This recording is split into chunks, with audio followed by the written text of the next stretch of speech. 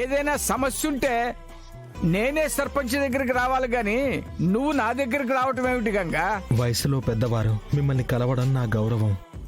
అది నీ మంచితనం. నాకే సమస్యలు లేవు, భవిష్యత్తులో కూడా రావు. ఎందుకంటే నేను శుభకార్యాలు చేస్తాను గాని పిచ్చి పనులు చేయనుగా. అందుకే మీ దగ్గరికి వచ్చాను. మా చెల్లెలు శ్రీవల్లికి అర్జెంటుగా పెళ్లి చేయాలి. ఓ మంచి సంబంధం చూడండి. అనుకున్నదే తడవుగా భోజనం కూడా చేయలేము. అలాంటిది పప్పన్నం పెట్టించటం అంటే అంత సులభం కాదు గంగా. మీరలా అనకండి. మీ దగ్గర చాలా సంబంధాలుంటాయి. ఊరుకోవయ్యా, నాకు లేనిపోయిన సంబంధాలు అంటగట్టకు. అయ్యో అలా కాదండి, మీకు తెలిసిన పెళ్లి సంబంధాలు చాలా ఉంటాయి. మా చెల్లెళ్ళకి పెళ్లి చేయాలనుకుంటున్నాను.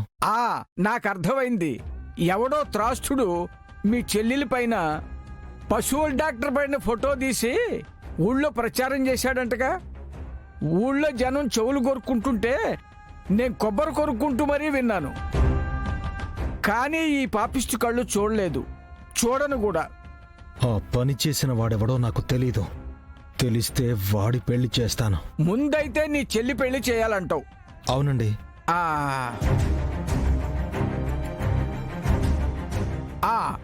అలా అయితే బ్రహ్మాండమైన సంబంధం ఒకటి ఉంది.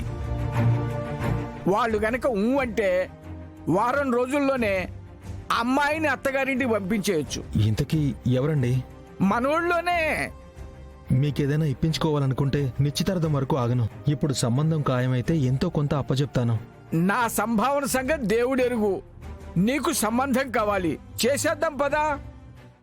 అది ఎన్ని చోట్ల అంటించారో ఏంటో. ముందు జనం ఏం మాట్లాడుకుంటున్నారో అది చెప్పు.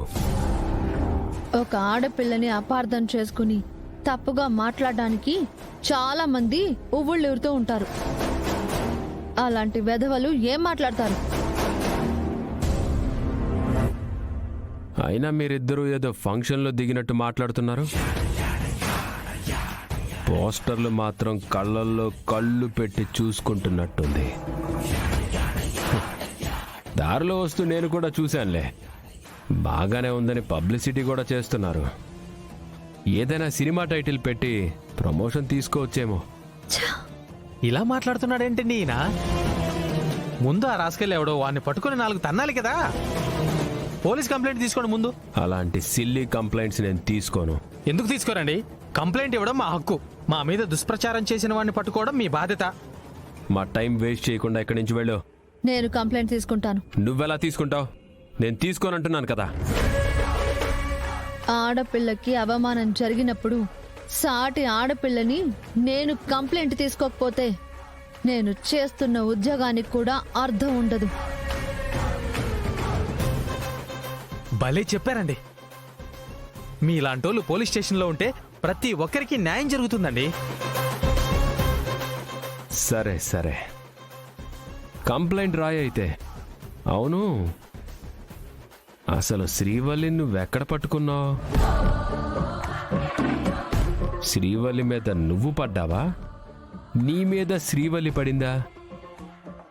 పోస్టర్ చూశారు కదండి, మళ్ళీ ఎందుకు వల్గర్గా మాట్లాడుతున్నారు? ఫోటో తీయకముందు జరిగిన సంఘటన, ఫోటో తీసిన తర్వాత ఏం జరుగుంటుందో తెలియాలి కదా. పడినప్పుడు నడుం పట్టుకున్నావా లేదా చెయ్యి పట్టుకున్నావా? మళ్ళీ ఎందుకలా వల్గర్గా మాట్లాడుతున్నారు? ఎఫ్ఐఆర్ రాసే ముందు అన్ని విషయాలు తెలుసుకోవాలి. తను పడినప్పుడు నీ చెయ్యి తన నడుం మీద పడిందా లేక భుజం మీద పడిందా? బ్రదర్, నువ్వు కావాలనే నీచంగా మాట్లాడుతున్నావు.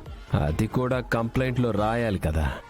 ఊరేగింపులో మోసుకెళ్తున్న అమ్మవారు పొరపాటును తుల్లి కింద పడిపోతుంటే ఎలా పట్టుకోవాలో అలా శ్రీవల్లి గారిని ఒక దేవత అనుకొని పట్టుకున్నానండి. అమ్మవారి విగ్రహం మీద ఎలా చేయేసావని అడిగితే అడిగినోన్ని చెప్పు తీసుకొని కొడతారు కదండి.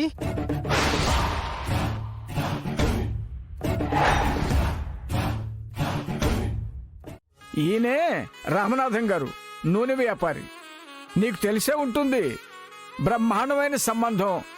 వీళ్ళ అబ్బాయి జగదీషు శ్రీవల్లికి సరిజోడు. నమస్కారం అండి. నమస్కారం అండి. చూడండి, గంగా మీకు తెలిసిన వాడే. గంగ గురించి మీరు విన్నారు. చెల్లెళ్ళు బంగారం. మీ అబ్బాయికి కూడా బాగా కలిసి వస్తుందండి. నన్ను క్షమించండి, ఈ సంబంధం ఒప్పుకోవట్లేదు. అదేంటండి, మా చెల్లెలికి ఏం తక్కువ? బాబు, మీ చెల్లి అందానికే కానీ మంచితనానికి కానీ ఎలాంటి లోటు లేదు. కాకపోతే మీరు ఈ సంబంధం చూడ్డానికి వచ్చే ముందు ఎన్ని సంబంధాలు వచ్చాయో నాకు తెలుసు. తను పనిచేసే స్కూల్ టీచర్ అన్నారు, ఆ సంబంధం పోయింది. తర్వాత మీ మామయ్య కొడుకు దేవరాజ్ గారితో పెళ్లి నిశ్చయం చేశారు, అది క్యాన్సిల్ అయిపోయింది.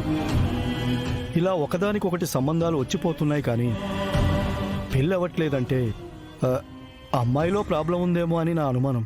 ఏయ్ ఏయ్ ఏయ్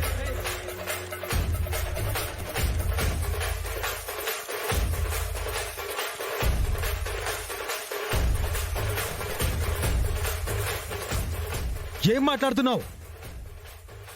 ఎవరి గురించి మాట్లాడుతున్నావో ఆలోచించి మాట్లాడడం నేర్చుకో. నా చెల్లెలు బంగారం. ఆవేశపడక గంగా, మనం వచ్చింది సంబంధం చుట్టానికి, వీళ్ళంతా చుట్టానికి కాదు. ఇలాంటి గొడవ పడే వాళ్ళతో మాకెందుకు సంబంధం కలుపుతున్నారు? వద్దని చెప్పి ఒక ముక్క చెప్పొచ్చు కదయ్యా. వీళ్ళ చెల్లి గురించి అలా మాట్లాడటం ఏంటయ్యా? అదే చెప్తే ఆవేశపడుతున్నాడు కదా. నాది ఆవేశం కాదు. సంబంధం కోసం ఇంటికొచ్చిన వాళ్లతో ఎలా మాట్లాడాలో తెలియని నీలాంటి మూర్ఖులతో నా చెల్లి సంతోషంగా ఉండదని నాకు అర్థమైంది. గంగా, వచ్చిన దగ్గర ఇలా ఆవేశపడితే మంచినీళ్ళు కూడా ఇవ్వరు. అలాంటిది మన సంబంధం ఎలా ఒప్పుకుంటారు? ఇలాంటి సంస్కారం తెలియని వాళ్ళింటికి మా చెల్లెలు కోడలిగా వస్తే సంతోషంగా ఉండలేదు. వెళ్దాం పదండి. వస్తామయ్యా.